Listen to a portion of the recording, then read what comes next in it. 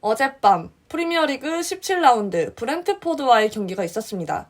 원정이긴 했으나 0대2로 끌려가다가 두 골을 경기 막판에 넣으면서 2대2로 비겼는데요.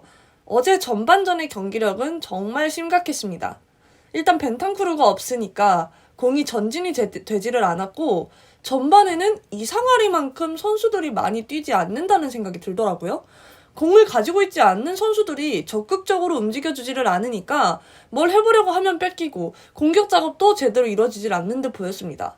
그리고 비수마 선수는 오늘 컨디션이 안 좋아서 그랬나요? 분명히 좋은 모습을 보여줄 때가 있었던 선수인데 오늘은 너무 실망스러웠습니다. 다이어 선수는 그냥 말을 아끼겠습니다.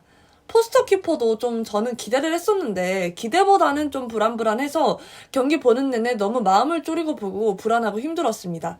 손흥민 선수는 몸 상태가 괜찮아 보이긴 했으나 몇 장면을 보면 상대 수비수들이 손흥민 선수가 좋아하는 슈팅 존 위치를 너무나 잘 알고 있어서 미리 거기서 슈팅을 못 때리게 막는 모습을 보여줬죠.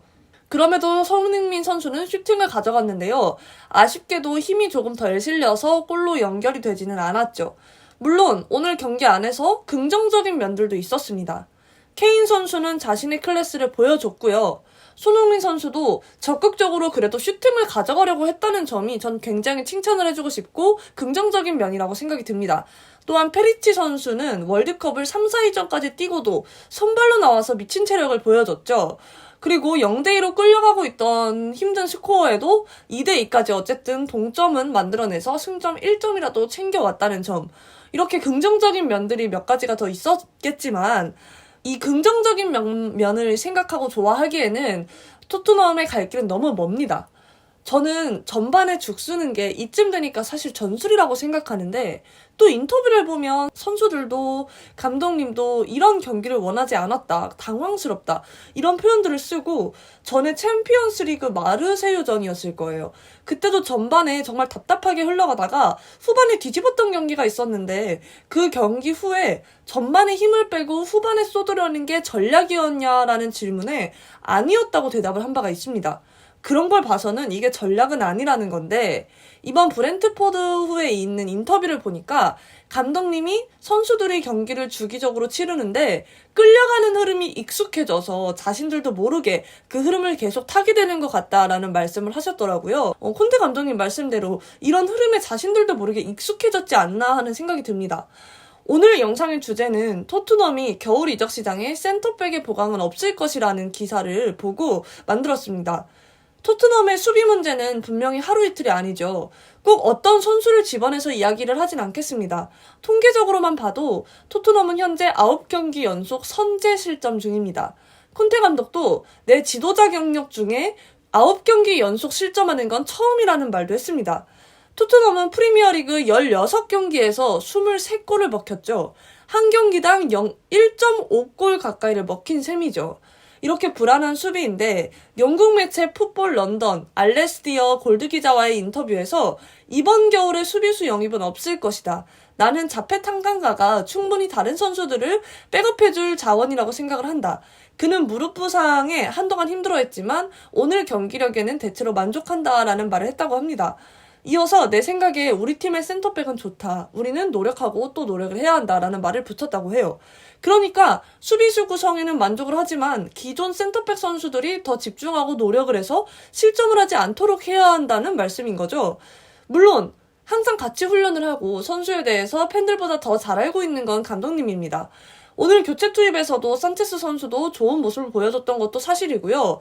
그리고 콘테 감독님의 위 인터뷰에서 탄강가가 괜찮았다라고 말을 한 건 그를 애초에 주전 자원으로 생각하지 않고 이야기한 전제가 깔려 있습니다.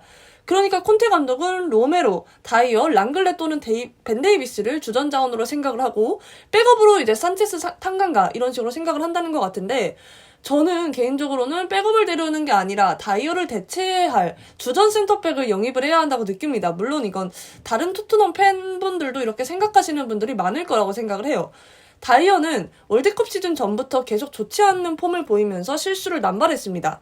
다이어는 리버풀전에서도 헤더 실수로 살라에게 실점을 내줬고, 그래서 뭐 너 살라한테 받았냐 하고 노리치 시티전에 키퍼한테 했던 말이 이때 너가 받은 거 아니냐라는 드립도 나오기도 했죠. 그리고 프랑크푸르트전에서 또 터치 실수로 실점의 빌미를 제공했고요. 불안한 패스로 위기를 초래한 것도 한두 번이 아닙니다. 그가 가지고 있는 가능성이 그리고 또는 능력이 얼마나 되든 중요한 게 아니라 팬들은 실제 경기에서 실수하지 않는 센터백을 보고 싶어 한다는 거죠.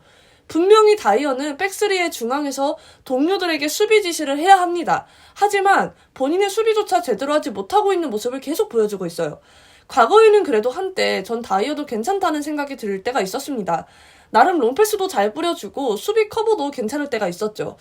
전에 봤던 한 영상에서 케인이 잉글랜드 최고의 수비수로 에릭 다이어를 뽑았던 적이 있는데요. 콘테 감독의 믿음과 케인이 그때 그렇게 말을 했던 이유에는 어떤 근거가 있어서 하지 않았을까요? 제발 그런 근거가 있었으면 좋겠네요. 사실 저는 콘테 감독님의 생각이 어떤 건지 정말 궁금합니다.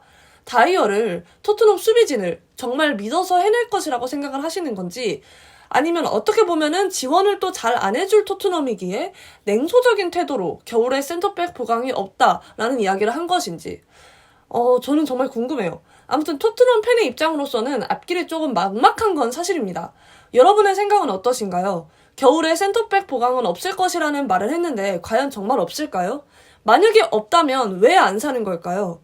다이어 외 토트넘 센터백들은 앞으로 문제점을 보완을 할 수 있을까요? 시청해주셔서 감사합니다.